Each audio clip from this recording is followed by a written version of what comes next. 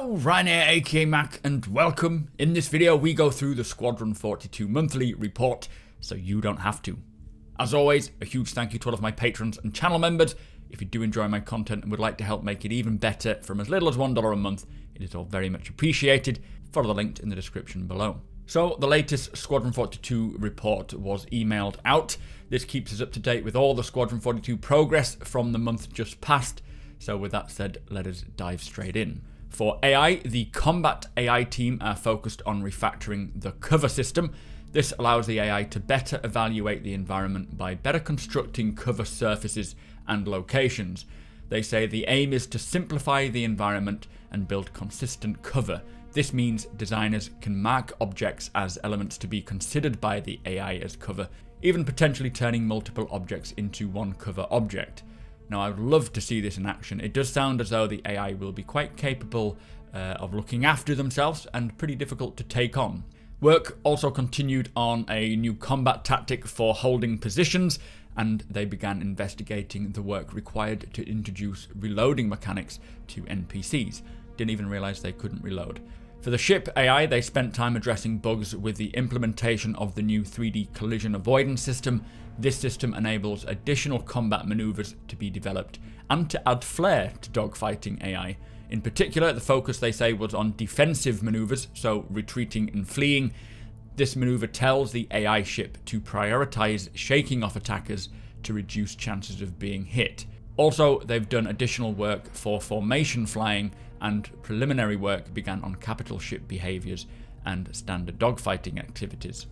It'll be very interesting to see the AI trying to escape if you get a few hits on him, instead of just sitting there letting you blow them up. The social AI team worked on a new patrol feature that can be used for both systemic patrol and environmental scripting, which creates story scene markups to keep the actor performances as intact as possible.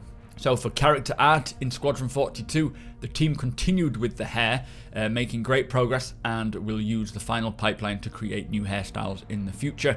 They finalized the bridge officer uniform and worked on the overall BDUs.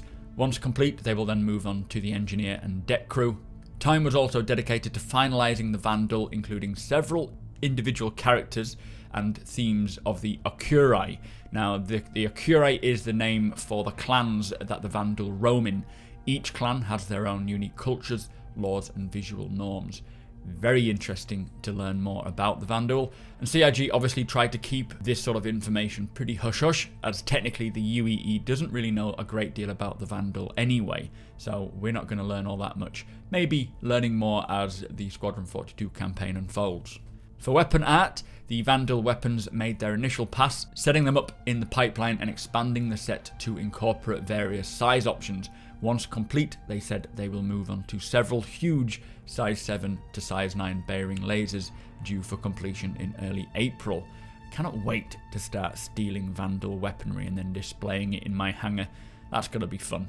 The cinematics team began to implement the interrupt tech, which enables players to break off or interrupt the NPCs while in mid-conversation, but have the NPCs react accordingly. Now, the team said that they need to be careful assigning breakout points to allow the NPCs to react to the player abandoning them, being careful not to lose any interesting elements of performance, but the fine balance is that they don't want to create too many of them, but not enough could leave the NPCs referencing player absence unrealistically. For the engineering team, they implemented a way to trigger story scenes and conversations in a much more lifelike manner, such as distance and time, so if the player is in the field of view of a character, then they might engage with them. They've also worked on physics threading and performance, enabling up to 30 physics threads. They've added an option to limit the number of threads per thread tasks, improved the memory performance and footprint of command queues, defined local queues that can be processed in parallel. They've moved relevant game code to local physics command queues, created local queues based on entities ADAM, so they can process the joint part update in parallel, moved many repositioned recompute calls to queues, and made various other queues related to optimizations. Please, if you know what all this means, translate this into layman's terms. I will look out for that comment. They've added driven ragdoll support for body dragging, gravity adjustments to actor entity ground tracking, point joint driven ragdoll stiffness and impulse to the root of the tracking driven ragdoll. Now, it sounds complicated, but I think this is just basically all to do with body dragging, giving characters weight behind them and making it as realistic as possible. Body dragging will definitely shape bounty hunting and medical gameplay in the main PU for Squadron. I'm sure there's other areas as well. Skinned foliage was found to be missing leaves, which was fixed before being given to the object container splitting physics voxel grids. The Vulcan render mesh API was refactored for more streamlined and efficient creation and data upload. They also determined screen bounds of planetary atmospheres to further guide sample placement and started R&D into ensuring adaptive resolution ray matching, which works well with ray jittering and TSAA. They also investigated performance issues with oceans caused by CPU readback and fixed HDR displays and D3D debug runtime errors. Hopefully all of this will maybe affect planetary atmospheres, make it look a little better. One day we'll even see clouds, I'm sure. For the gameplay story team, they developed animations to accompany the interrupt system, and they're looking closely at the setup of characters seated at the bridge of the Idris, and will work with social AI to further bring them to life, like we see on the bridge of the Idris in the vertical slice, just maybe giving them more actions to look like they're actually doing something that has been asked of them, rather than just sitting there. The graphics team are doing crucial work on the Vulcan renderer, converting the existing volumetric fog system and debug tools to the new system. Hopefully we'll be able to see some of this volumetric fog and cloud coming hopefully soon. They've also integrated how to improve the legibility of holographic and transparent UI screens in extremely dark or extremely bright environments. Several color approaches were also investigated. Fingers crossed they can get it so that we can read the UI in our ships, on our HUDs, in all these different environments. It is getting quite difficult. I know I was mining the other day and a headlight was stopping me from being able to see where the green zone was on my mining display while hand mining. So yeah, we need some sort of drop shadow or whatever it is they feel is necessary. For level design, additional triggering tech was delivered to the level design team to ensure that scenes trigger in the most realistic way. They're still working on FPS AI to integrate prioritized behaviors and the patrolling tech updates, which will allow NPCs to engage in realistic upper body conversations as they walk. The dogfighting team are currently layering the updated flight AI features such as formation flying. Lots of stuff going on in terms for AI, which is obviously very important. The narrative team continued reviewing levels and sharing feedback, including background conversations that were missing satisfying conclusions or featured suspiciously quiet participants. Now, this just shows the level of detail and depth they are going to with this game. So if you end up earwagging on someone in the background, they want to make sure that if you are listening in, that their conversations have a satisfying conclusion, or that if they're sort of whispering to each other or you hear them quietly talking, I think, you tend to listen in more because it sounds suspicious. You want to know what's going on. So maybe bringing the volume up so that it doesn't sound so quiet, drawing the attention away from whatever else you're getting on with. But that level of depth is just unseen, in my opinion, in other games. The narrative team also worked with the xenolinguist called Britton Watkins, who created the Shan language, the Banu language, and continued developing the Vanduul language, including how physiological features could potentially be incorporated. Now, if you don't know, it was mentioned that the Vanduul also communicate via bioluminescence.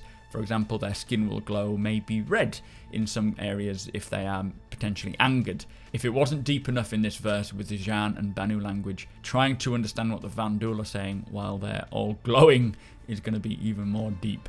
Anyway, on to tech animation. The team are refactoring the in-house facial rigging and animation suite. This is to support next-gen content with a flexible and modular approach to its codebase and rigging platform, which will ultimately be used to further refine the existing facial rigs and create all new ones.